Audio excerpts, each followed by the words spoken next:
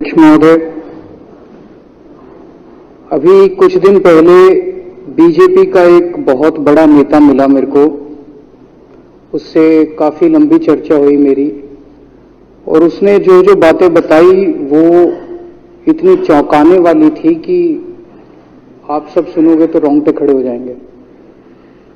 उसने मेरे से पूछा कि केजरीवाल जी, आपको क्या लगता है मोदी जी अडानी की इतनी मदद क्यों करते हैं?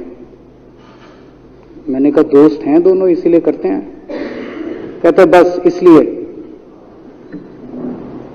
कहता मोदी जी ने आज तक किसी के लिए कुछ नहीं करा,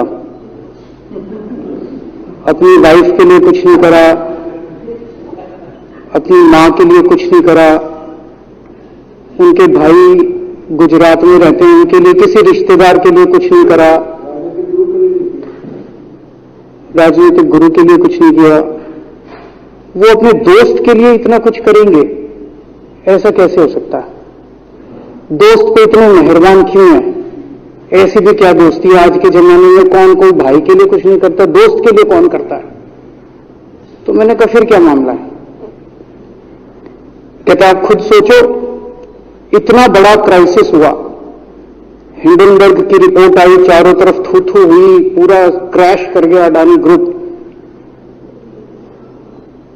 मोदी जी इतने स्वार्थी आदमी हैं कि अगर केवल मामला दोस्ती तक होता तो 2 मिनट में उसको साइड करते और कहते मेरा कोई लेना देना नहीं इससे। अभी भी उसको बचाने में लगे हुए हैं। कभी एसबीआई को कह रहे हैं इसको पैसे दो, आज अखबार में आया पीएफ वालों को भी बोला इसको पैसे दो। सारी एजेंसी अभी भी उसको पूरी तरह से उसको बचाने में लगे हुए हैं। तो मैं भी अचंभे में रह गया कि मामला तो कुछ अलग ही है, कि ऐसा भी क्या दोस्त हो गया कि दोस्त डूब रहा है और फिर भी उसको पूरी तरह से। इतना बड़ा पॉलिटिशियन है, पॉलिटिशियन के लिए तो परसेप्शन सबसे इंपॉर्टेंट होती है। कोई आसपास वाला अगर कहीं वो तो आदमी कह देता है यार मेरे से मिलना बंद कर दियो कल से, वो उसको अभी भी बचाने में लगे हुए हैं। और उसने मेरे को बताया कि मैंने कहा फिर मामला क्या है? तो कहता है जी अडानी तो केवल फ्रंट है, अडानी में सारा पैसा मोदी का लगा हुआ है। मैंने कहा ये कैसे हो सकता है? ये नहीं हो सकता। कहते हैं अडानी के अंदर सारा पैसा मोदी जी का लगा हुआ है, अडानी केवल फ्रंट है, अडानी तो केवल मोदी जी का पैसा मैनेज करता है, मैनेजर है। उसको 10%, 15%, 20% इतनी कमीशन मिलती है, बाकी सारा का सारा पैसा मोदी जी का लगा हुआ है। अगर कल को जांच हो गई, जेपीसी बैठ गई, ईडी की जांच हो गई, सीबीआई की जांच हो गई, तो अडानी नहीं डूबेगा, मोदी जी डूबेंगे। जिस दिन अडानी डूबा उस दिन मोदी जी डूबेंगे। मैंने कहा यार उनको पैसे की क्या जरूरत है? प्रधानमंत्री जी को, मोदी जी को, उनके ना आगे कोई ना पीछे कोई, उनको क्या पैसे की जरूरत है? तो कहता है सर पैसे की हवस होती है, लत होती है। कहता है इतने दुनिया में इतने बड़े बड़े अमीर आदमी हैं, उनको कोई अब और पैसे की थोड़ी जरूरत है, लगे पड़े सारे, और पैसा और पैसा और पैसा। बोला हवस होती है। बोला जिस दिन अडानी दुनिया का सेकंड रिचेस्ट मैन बना था, अडानी दुनिया का सेकंड रिचेस्ट मैन नहीं बना था, मोदी जी दुनिया के सेकंड रिचेस्ट मैन बने थे। और अब मोदी जी का ख्वाब है, उनका सपना है कि वो दुनिया के रिचेस्ट मैन बनना चाहते हैं। प्रधानमंत्री तो बन गए, वो दुनिया के रिचेस्ट मैन बनना चाहते हैं। फिर उसने मेरे को एक एक करके, मैं बड़ा धीरे धीरे उसकी बातों को पहले तो भी एकदम शॉक हो गई, कह क्या रहा है कि अडानी के अंदर सारा पैसा मोदी जी का लगा है। फिर वो धीरे धीरे उसने एक एक करके बातें खोल के समझानी चालू की। कहता है मोदी जी श्रीलंका गए, श्रीलंका के राष्ट्रपति राजापाक्सा हैं। राजापाक्सा को मोदी जी ने जबरदस्ती करके वहां का विंड प्रोजेक्ट अडानी को दिलाया। क्यों दिलाया? मैं आप लोगों से पूछना चाहता हूं, आप में से कोई विदेश जाएगा तो वहां की किसी एजेंसी को जबरदस्ती करके अपने भाई को, रिश्तेदार को ठेका दिला के आओगे क्या? ऐसे कोई करता है क्या? मोदी जी ने जबरदस्ती राजपाक्षा के ऊपर प्रेशर डाल के वहां का विंड प्रोजेक्ट अडानी को दिलाया। अडानी को नहीं दिलाया, खुद लिया वो प्रोजेक्ट। वो मोदी जी का प्रोजेक्ट है, वो अडानी का प्रोजेक्ट नहीं। और ये बात कैसे निकली?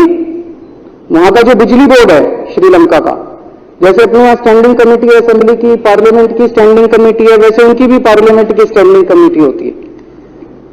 तो वहां पे पार्लियामेंट की या श्रीलंका की पार्लियामेंट की स्टैंडिंग कमेटी ने जब उनके बिजली बोर्ड के चेयरमैन को बुलाया और बोले तूने ये प्रोजेक्ट अडानी को क्यों दिया, तो उसने कहा जी राजपाक्षा साहब ने मेरे को बुलाया था, उन्होंने कहा मोदी जी मेरे पे बहुत प्रेशर डाल रहे हैं कि ये प्रोजेक्ट अडानी को दो। मोदी जी बांग्लादेश गए, बांग्लादेश वालों को बिजली खरीदनी थी, 1500 मेगावाट बिजली 25 साल के लिए। मोदी जी ने वो प्रोजेक्ट भी अडानी जी को दिला दिया। अडानी को नहीं दिलाया, मोदी जी ने वो प्रोजेक्ट खुद लिया। 25 साल तक 1500 मेगावाट बिजली खरीदने का प्रोजेक्ट बांग्लादेश का, वो भी मोदी जी ले आए अपने नाम पे। इजराइल गए, इजराइल के साथ भारत ने कई सारे रक्षा सौदा किए, रक्षा सौदे, वो सारे के सारे रक्षा सौदे अडानी को दे दिए। अडानी को नहीं दिए, मोदी जी ने खुद लिए। अभी 2-3 साल पहले 6 एयरपोर्ट की नीलामी हुई प्राइवेटाइजेशन के लिए, सरकार ने उनकी नीलामी करी, भाई प्राइवेट प्लेयर आके लो। उसमें एक कंडीशन थी कि उसी को दिया जाएंगे ये एयरपोर्ट जिसने पहले एयरपोर्ट का काम कर रखा है। हर सरकारी ठेके में होती है, हम सड़क बनाते हैं, कहते हैं भाई सड़क, जिसको ठेकेदार को सड़क बनाने का एक्सपीरियंस है उसी को दिया जाएगा। हम बिल्डिंग बनाते हैं, कहते हैं भाई ये पानी के वाटर ट्रीटमेंट प्लांट लगाते हैं, कहते हैं भाई जिसने WTP वाटर ट्रीटमेंट प्लांट इतने लगा रखे हैं उसी को दिया जाएगा। हम सीवेज ट्रीटमेंट प्लांट बनाते हैं, हम कहते हैं जिसको 20 साल का एक्सपीरियंस है, 15 साल का, उसी को। इसमें भी ये कंडीशन थी कि जिसने इतने साल तक एयरपोर्ट चलाने का काम कर रखा उसी को दिया जाएगा। अब अडानी ने तो कर नहीं, मोदी जी ने तो कर नहीं रखा था, अडानी ने तो कर नहीं रखा था, तो क्या करते? आखिरी मोमेंट पे वो कंडीशन हटा दी गई, बोले कोई एक्सपीरियंस की जरूरत नहीं है।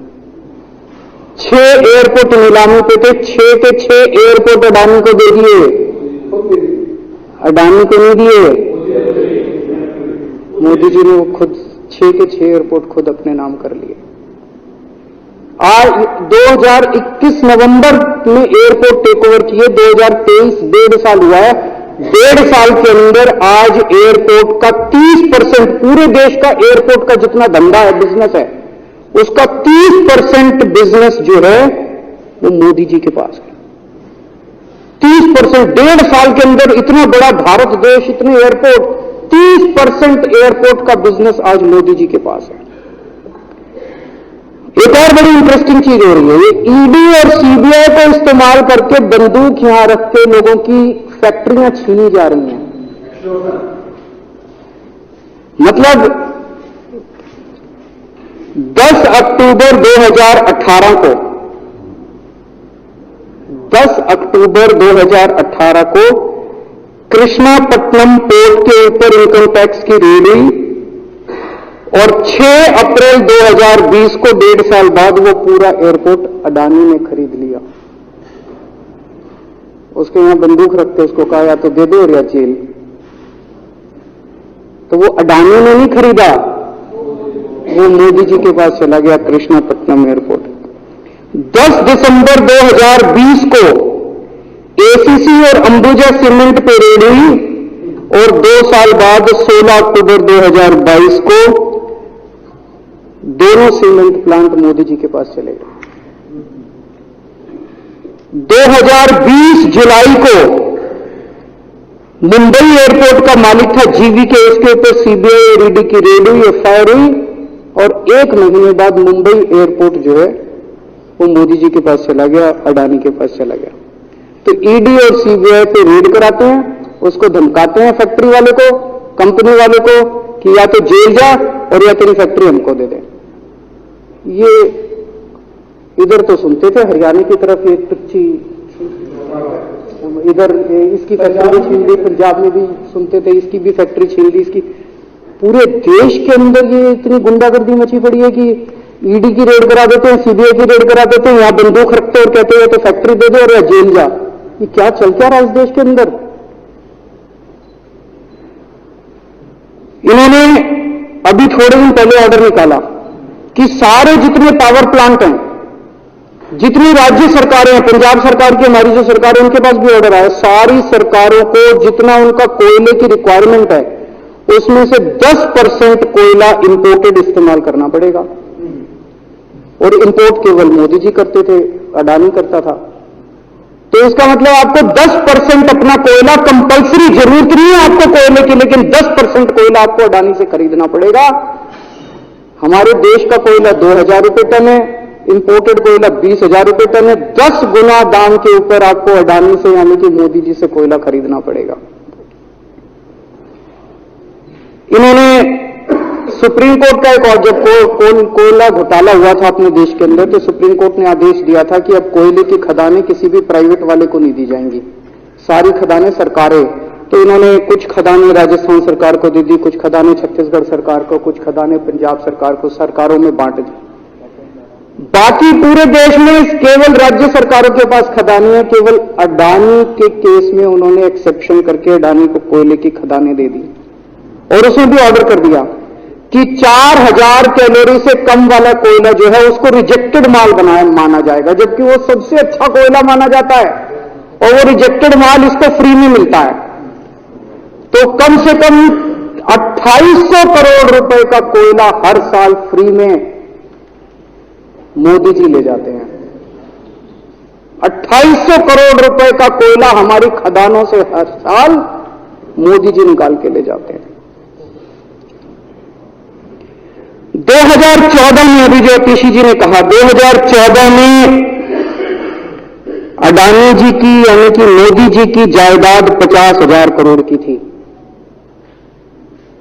7 साल बाद इनकी जायदाद हो गई 11.5 लाख करोड़। मोदी जी इतना पैसा लेके कहां जाओगे? 11.5 लाख करोड़ रुपए की जायदाद, 7 साल में इतना लूट लिया अपने देश को। 2014 में 6 से 9 नंबर पे थे, अब ये सेकंड रिचेस्ट बन गए, अब रिचेस्ट बनना चाहते हैं। ये तो लेकिन कुदरत है, कुदरत तो बड़ी ताकतवर है। किसने सोचा था एक दिन हिंडनबर्ग रिपोर्ट आएगी और 24 घंटे के अंदर सारा तहस नहस हो जाएगा। 1947 से लेकर 2014 तक 67 साल में भारत देश ने, सारी सरकारें जितनी आई सबने मिलके 55 लाख करोड़ रुपए का कर्जा लिया था भारत सरकार ने। 2014 से 2022 7 साल के अंदर 85 लाख करोड़ रुपए का कर्जा ले लिया, दुगने से भी ज्यादा। जितना 67 साल में लिया था उतना 7 साल में ले लिया। ये पैसा गया कहां? ये पैसा गया कहां? ये सारा इनकी जेब में गया। तो मैं जनता को कहना चाहता हूं, आप तो जीएसटी देते हो, अपने बच्चों का पेट काट के टैक्स देते हो, दूध पे, दही पे, हर चीज पे जीएसटी। देखो वो जीएसटी का पैसा जाता है जनता की उसमें खजाने में, वहां से वो जाता है अडानी के खजाने में और वहां से वो जाता है मोदी जी के खजाने में। दोनों हाथों से लूट मची हुई है, पूरे देश को लूट रहे हैं प्रधानमंत्री जी, मोदी जी पूरे दोनों हाथों से लूट रहे हैं। कोयला लूट रहे हैं, एयरपोर्ट लूट रहे हैं, सड़कें लूट रहे हैं, बिजली लूट रहे हैं, पानी लूट रहे हैं, कुछ नहीं छोड़ा, सब कुछ लूट रहे हैं। जितना कांग्रेस ने 75 साल में नहीं लूटा उससे 10 गुना इन्होंने 7 साल के अंदर, 8 साल के अंदर लूट लिया देश को। अडानी का क्या रोल है इसमें? मोदी जी कम पढ़े लिखे हैं, उनको समझ नहीं है कि करना क्या। अडानी आके बताता है पैसा यहां लगा लो, इस देश में चलते हैं, वहां की ये कंपनी खरीद लेते हैं, ईडी को और सीबीआई को इसके पीछे लगा दो। वो सारा मैनेजमेंट करता है, दिमाग उसका, पैसा मोदी जी का। उसके बदले में उसको पता नहीं 10%, 15%, 20% कितनी कमीशन मिलती है, लेकिन दिमाग सारा अडानी का है। और मेरे को ज्यादा चिंता इस बात की है अध्यक्ष महोदय प्रधानमंत्री जी कम पढ़े लिखे हैं, उनको कम समझ में आता है, लोग आके उनको कुछ ना कुछ कहीं भी जाते हैं या कोई विदेश से आता है, उसके जो भी विदेश से नेता आता है या कहीं जाते हैं तो दो ही कंडीशन होती है। एक तो उसको कहते हैं भाई गले मिल ले, तो फोटो खिंचा ले, गले मिल ले, फोटो खिंचा ले, पार्क में घूम ले, तो वो फोटो खिंचाने के लिए उसको कहा जाता है भी फोटो खिंचा ले, फोटो खिंचाने के लिए। और दूसरा उसको कहा जाता है भी अडानी को ये ठेका दे दे, अडानी को ये ठेका दे दे। और कोई किसी कईयों को कहते हैं तारीफ कर दे, कोई आके कुछ नेता आके कहते हैं ना मोदी जी तो दुनिया के सबसे लोकप्रिय नेता है, उसने क्या लेना देना, मोदी जी दुनिया के सबसे लोकप्रिय, वो आके क्यों कह रहा है? बदले में वो देश, ये जो गोरे हैं ना, बहुत चतुर हैं, बहुत चालाक हैं, ये ऐसे इतने भोले वाले नहीं है कि यहां पे आए और कह गए मोदी जी दुनिया के, वो पता नहीं किस किस चीज पे साइन करा के ले जाते हैं, पता ही नहीं चलता बदले में क्या साइन करा के ले जाते हैं। यही हुआ था 17वीं 18वीं सदी के अंदर हमारे देश में। वो ईस्ट इंडिया कंपनी वाले आते थे, उस टाइम के हमारे राजे महाराजे भी ऐसे ही अनपढ़ होते थे, उनको कुछ अकल होती नहीं थी, उनके राज्य उनके दरबार में आते थे, उनकी तारीफ करते थे, खूब तारीफ करते थे, और पता नहीं किस किस चीज पे साइन करा के ले गए। 100 साल के अंदर पूरा देश अंग्रेजों ने कब्जा कर लिया। वही हाल अब हो रहा अपने देश का कि हमारे कम पढ़े लिखे प्रधानमंत्री हैं, पैसे की हवस है, और मतलब जो भी आता है 2 लाइन उनके उसमें बोल दे, गले मिल ले, पार्क में घूम ले, अडानी को 2 कंपनियों का ठेका दे दे, बदले में पता नहीं देश का क्या क्या बेच दिया इन लोगों ने। बहुत चिंता है हम लोगों को देश की इस वक्त, जिस दौर से देश गुजर रहा है। मुझे लगता है कि आजादी के बाद से सबसे भ्रष्ट प्रधानमंत्री अगर कोई हुए जिन्होंने देश को इतना लूटा है, तो वो आज मौजूदा प्रधानमंत्री हैं। और उसके ऊपर कम पढ़े लिखे हैं, उनको कुछ पता नहीं, कोई कुछ भी उनसे साइन करा के ले जाता है, किसी को कुछ पता नहीं चलता। मैं संजीव झा के प्रस्ताव का समर्थन करता हूं।